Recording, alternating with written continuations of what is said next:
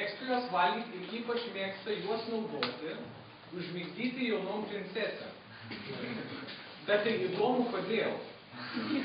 Man tai rodos, kad jom tiesiog neišeina.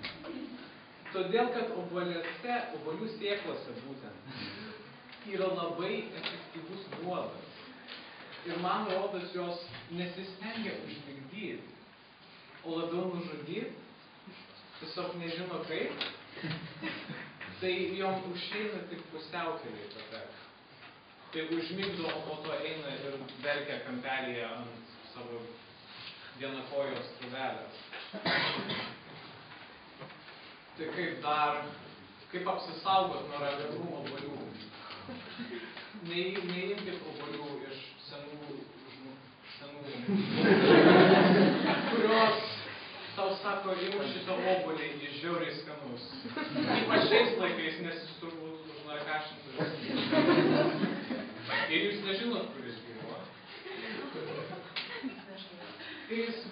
Teisingai, jis nešvarus.